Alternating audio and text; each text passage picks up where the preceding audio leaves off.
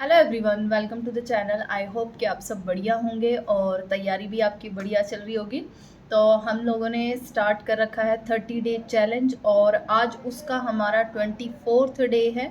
धीरे धीरे करके हमारे 30 डे कंप्लीट होने वाले हैं और कोशिश करेंगे कि इन 30 डे में ज़्यादा नहीं, जितना हमने दिया है। अगर आप लोगों को नहीं भी हुआ तो आप अपनी तरफ से भी, जैसे डे 1 की वीडियोज़ हमारे पास हैं, वो वीडियोस में ये नहीं है कहने को हम 30 डे का रोज मैं कॉपी पेन पे लिख के टारगेट ग्रुप में डाल सकती हूँ।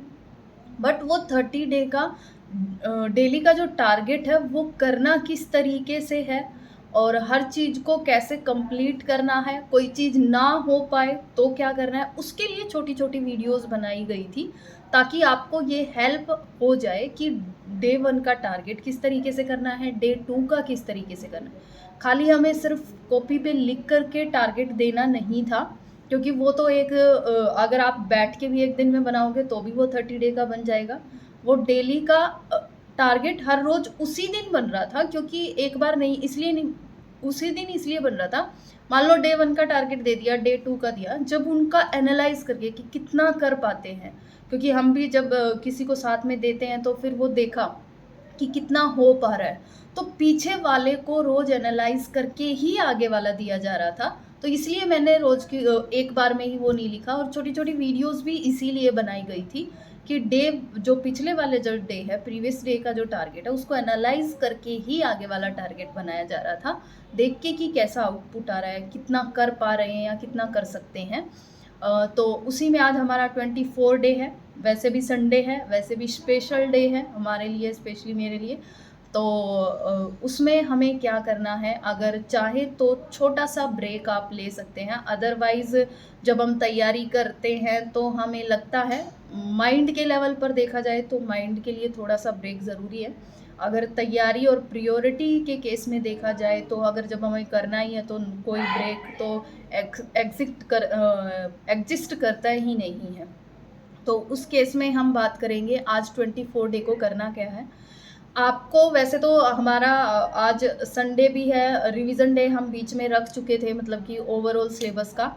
लेकिन फिर भी आप जितना भी आज आपका, जैसे सबसे पहले तो आपका यही है कि जो प्रीवियस डे है, जो 23rd डे जो था कल का हमारा, आप उसका टारगेट देखिए। जो कल टारगेट दिया था, क्या वो आपने कंप्लीट कर लिया है? नहीं हुआ है तो कितना रह गया है? आई नो कि मैं कल थोड़ा सा नहीं भेज पाई थी कंटेंट, जस्ट बिकॉज जॉब की वजह से थोड़ा सा प्रेशर, मतलब कि वर्कलोड ज़्यादा हो गया है। क्योंकि होता क्या है, जब काम अच्छा किया जाता है तो रिस्पॉन्सिबिलिटी और चार्जेस ज़्यादा मिल जाते हैं, तो ऐसा ही कुछ हुआ है। तो उस केस में अब जब एक रिस्पॉन्सिबिलिटी ली है तो जॉब में गए हैं तो उसको भी हम अवॉइड नहीं कर सकते, वो भी प्रायोरिटी हो जाती है। लेकिन जो मैंने कहा था कि कंटिन्यूटी जो है वो नहीं टूटने देंगे, तो कैसे भी करके बाय हुक क्रूक वटेवर, वो पीछे का रीज़न नहीं बताना चाहते। मैंने हर हाल में आप तक वीडियो और आपका डेली का टारगेट पहुंचा दिया था। अब जो कमियां 2 दिन में रह गई, जो कंटेंट नहीं भेज पाए, वो आज हम पूरी कर देंगे। और आज हम कोशिश करेंगे जो नेक्स्ट डे है, क्योंकि नेक्स्ट डे में भी अब थोड़ा सा स्कूल स्टार्ट हो गए हैं तो वर्कलोड ज़्यादा बढ़ेगा, तो उस केस में जॉब है तो ऑब्वियसली ये सब चीज़ें होती हैं। तो उस केस में हम पहले से ही अपनी चीज़ें तैयार करके चलेंगे। तो आज का हम टारगेट बताते हैं। टारगेट तो हमने कल ही बता दिया था, आज क्या करना है, किस तरीके से करना है वो बताते हैं। जैसे कल के जो हिंदी में थे तत्सम और तद्भव थे, वो आप लोगों ने कर लिए होंगे। वो तो जस्ट पढ़ने हैं, उसमें सीखने वाला कुछ नहीं है।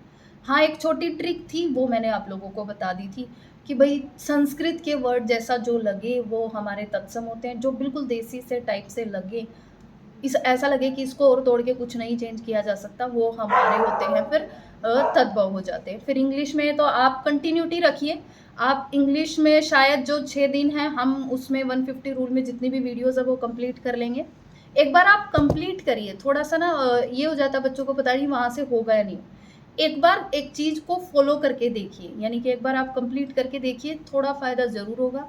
इससे ही काफ़ी चीज़ें आपको समझ में आ जाएगी। ये एक तरीके से ये क्यों वीडियोस बताई जा रही हैं, क्योंकि हम बुक से करेंगे तो वो चीज़ें नाउन में कर रहे हैं तो एक साथ इतने रूल हो जा रहे हैं, तो इसमें चीज़ें साथ साथ समझ में भी आ रही है। फिर आप बुक से करोगे तो और इजी रहेगा। और इंग्लिश का जिस तरीके से पैटर्न बदला तो उसमें वोकैब और रीडिंग आपकी कैसी कैपेबिलिटी, रीडिंग कॉम्प्रिहेंशन में, चीज़ों को समझने की, जल्दी से पढ़ने की, वो सब चीज़ें ज़्यादा मैटर करती हैं न्यू पैटर्न के अकॉर्डिंग। तो उसके लिए आप वोकैब और ज़्यादा से ज़्यादा रीडिंग करते रहिए और ग्रामर के लिए वीडियो देख लीजिए, मोर देन इनफ रहेगी। जीके में जैसे हम स्टैटिक जीके कवर कर रहे हैं, ऑलमोस्ट कवर हो गई, हमने अब हिस्ट्री से स्टार्ट कर दिया है। हिस्ट्री में भी एंशंट हिस्ट्री, जहाँ से हमने बौद्ध धर्म, जैन धर्म जो है वो बोला था। कंटेंट नहीं भेज पाए थे, आज कोशिश करेंगे पूरा पीडीएफ जिससे इससे रिलेटेड जितने भी इंपॉर्टेंट क्वेश्चन होंगे, माइंड मैप है शायद मेरे पास, वो भी भेज देंगे। और आप करते रहिए क्योंकि यहाँ से जितनी चीज़ें हमें लगता है जहाँ से क्वेश्चन आते हैं वो धीरे धीरे, जीके के लिए अगर आपको कोई डर भी है कि नहीं हो पा रहा है, याद नहीं हो पा रहे, एक प्रॉब्लम ये आ रही है कि बच्चों से हो नहीं पा रहा है, तो उस चीज़ का भी सॉल्यूशन बहुत अच्छे से बताएंगे। सॉल्यूशन हर चीज़ का है और वो सॉल्यूशन तभी हो पाएगा जब आप करोगे। हाँ, लेकिन करोगे तो ही सॉल्यूशन हो पाएगा, वरना तो फिर सॉल्यूशन है, वरना तो सॉल्यूशन सामने भी होगा तब भी नहीं कर पाएंगे। और उसके बाद रीजनिंग हमारी चली हुई है, रीजनिंग में शायद स्टेटमेंट कंक्लूजन के क्वेश्चन हैं, ये करते रहिए, पक्का आते हैं। इनमें थोड़ी बार कई बार कंफ्यूजन भी हो जाती है, तो इनको इतनी प्रैक्टिस कर लीजिए कि पेपर में आपकी स्पीड, हम प्रैक्टिस क्यों बोल रहे हैं, क्योंकि पेपर में स्पीड मेंटेन करती है, किस तरीके से स्पीड को करना है ये भी एक बार अच्छे से एक वीडियो में बताएंगे। और मैथ्स में HCF LCM 101% यहाँ से क्वेश्चन आता है, बहुत इंपॉर्टेंट टॉपिक है, इजी टॉपिक है, इतना मुश्किल नहीं है और लिमिटेड से इसमें पैटर्न बनते हैं, इतना भी नहीं है कि इसमें ज़्यादा ही कुछ ज़्यादा वाइड सिलेबस ऐसा कुछ नहीं है, तो आप इसको भी कर सकते हैं कैसे भी करके, बस इसके क्वेश्चंस लगाते रहिए। जो हिंदी की, इंग्लिश की, मैथ की मैंने वीडियो जो PDF ग्रुप में शेयर करी है, अगर आप लोगों ने वो भी कर ली, वो मोर देन इनफ है। उसको एक बार नहीं, उसको मल्टीपल टाइम्स करिए, आपकी बहुत अच्छी तैयारी होगी। आपको ये यकीन नहीं होगा, लेकिन आप एक बार करके तो देखिए, मल्टीपल टाइम्स उनको करिए। रीजनिंग की भी मैंने भेज रखी है, बस जीके के क्वेश्चंस नहीं है, वो कोशिश कर रहे हैं कि क्विज की फॉर्म में आपको मिल जाए। थोड़ा सा बिजी शेड्यूल है, तो जैसे ही फ्री होंगे या कुछ भी होगा या कोई काम करने वाला मिल जाएगा, तो वो क्विज के क्वेश्चंस भी आपके लिए डाल देंगे प्रीवियस ईयर, जिससे कि आपकी प्रैक्टिस हो जाए।